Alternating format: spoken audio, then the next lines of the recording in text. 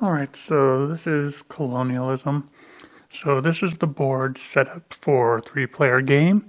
What you have is these 1, 2, 3, 4, 5, 6 regions.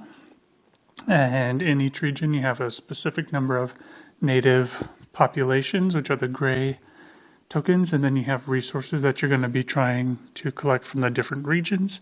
And so after the board has been set up, you're going to you have your players. So this is for 3 players.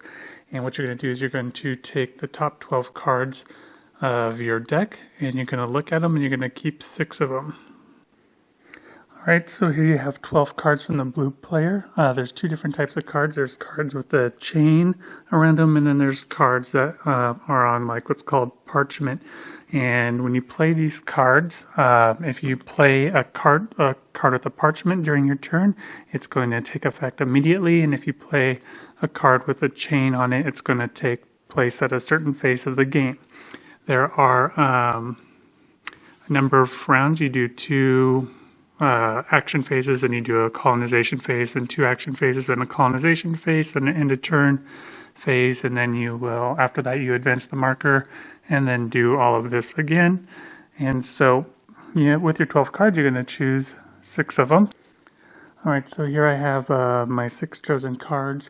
The rest went into a face-up discard pile. In addition to my action cards, I have these secret kind of bonus cards. If at the end of the game you have the most influence in the regions shown on the cards, you're going to get bonus resources for the end of the game. But these are kept hidden from other players.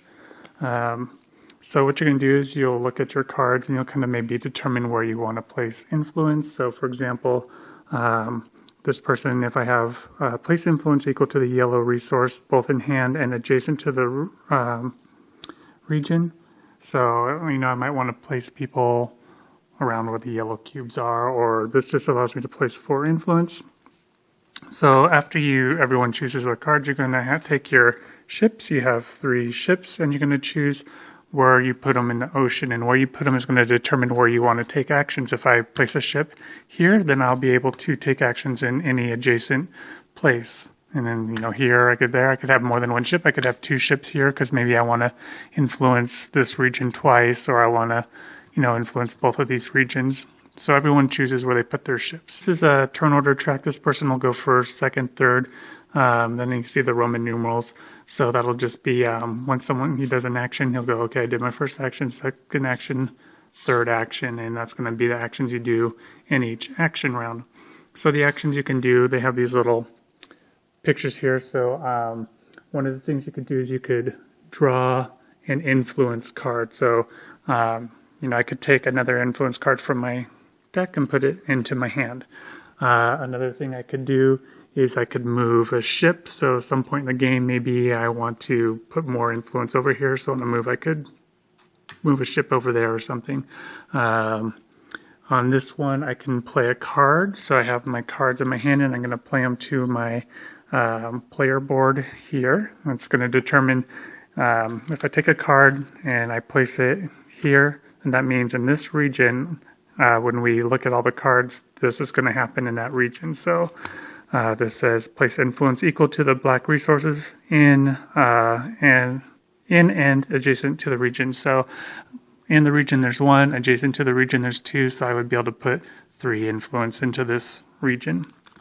So that's playing a card. So this one is to remove influence from a region. You can remove up to 5. So if I had a bunch of guys in this region here, let's say, and somebody else was in there, red was in there, and I was like, I think red's going to win. On one of my turns, I could take my men back. And the reason is because you have a limited amount of people you're sending out, and so maybe you want to put them somewhere else. And then lastly, you can put influence into a region. So if your ship is adjacent to a region, one of my moves could be to put influence into the region. All right, so let's say it's Blue's turn. So the first thing he's going to do is he's going to, maybe I'll play a card. And I'm going to play a card in this region. Let's take this card, and I'd find the region on my player board, and I would just play it like this. And then I would move my token because I did an action, and then the next person will go, and then the next person will go, and then it's my turn again. All right, so let's say it's my turn again, and I'm going to use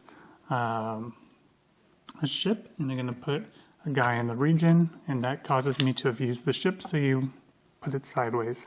All right, and then, you know, so I went, and then someone goes, and then here I have this ship here, which maybe I want to put an influence in here, so I use this guy, and so I go, he goes, and so what has happened, we've done our turn, so it's going to go back, this is going to go here, and we're going to do it all over again, so everyone will move, and they'll come back, and you'll go into a colonization phase, and the way this works is you're going to check these three things. Alright, so what these actions are is this one is you're going to resolve your cards, and you're going to place influence, and then you're going to take resources. So the regions that are resolved in a certain order, this will be the sixth one resolved, this will be the first one resolved, the third one, the fifth one, so on and so forth. And that's going to make a influence on things, because if this is resolved first and you build up influence in this region, you might have a card that says you get to add influence in this region if you have adjacent influence in an adjacent region. So it may want you to put it may influence you to put influence in this region, because you know you have a card here that will allow you to put more people here because you had influence in an adjacent region. And these numbers switch around throughout the game. So the first thing is you resolve a card. So like I said, I think I said earlier that your first card you play hidden, so nobody knows what it is, and the second one you play face up. So let's say I'm resolving region 3. All right, so I have 2 cards. All right, so I have place influence equal to the yellow resources. All right, so there's 1, 2, 3, 4. So that's going to allow me to put 4 additional influence in the region. So 4.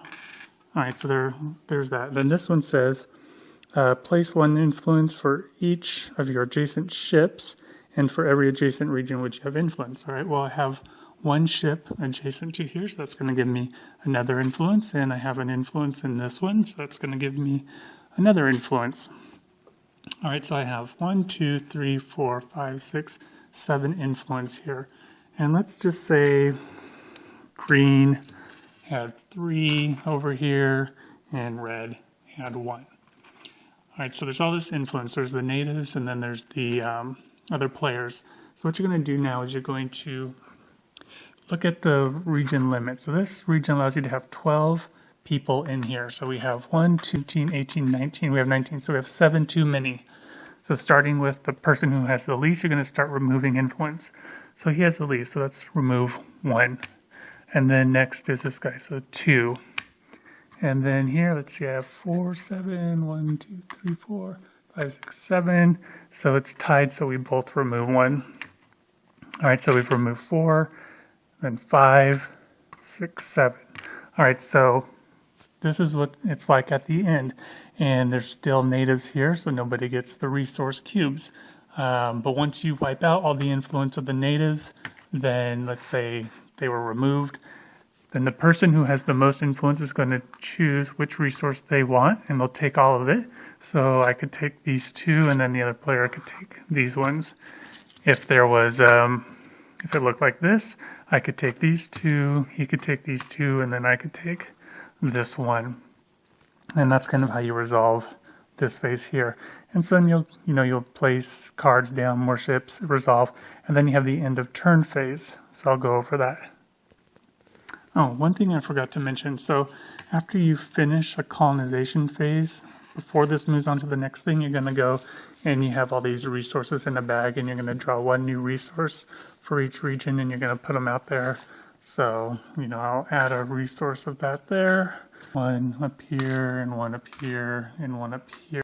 Right, so once you move into this final end turn phase, what you're going to do is you're going to look at the board. You're going to then add resources. So at the beginning of the game, however many resources are on these things, or how many resources go in a region. So, 3 resources would get added to this region because there's 3 cubes, and 1 would get added here, and 2 would be added over here, so on and so forth. And then also if there's no natives in the region anymore, what you're going to do is, this is what these dice are for.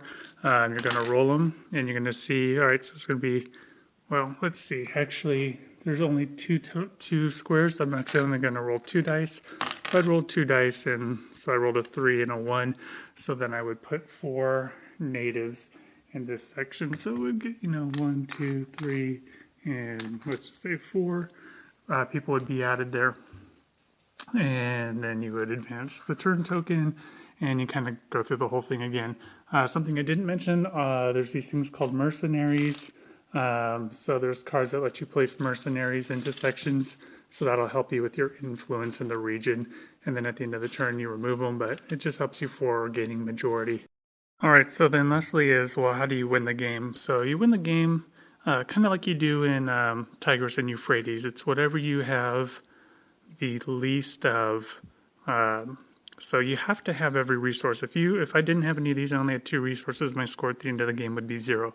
So my score, looking at this, I have all these resources and all these resources and 2 brown. So I have every resource, but the one I have the least of is brown. So I would have 2 points. But one thing you can do is, before you determine points, is for every 3 resources of something, you can exchange it for something else. So I could turn in, 3 yellow to get another brown token, and then I could turn in 3 black and get another brown token, and now I have 4, 4, and 4. So I have every resource, and the one I have the least of is 4, so I have 4 points. If somebody had 5, they would win. And so that's kind of how it goes. I'm sure I skipped a few things, made a few mistakes, but it's just a quick overview. Reminds me of the game Liberté by Martin Wallace a bit. All right, hope that helps.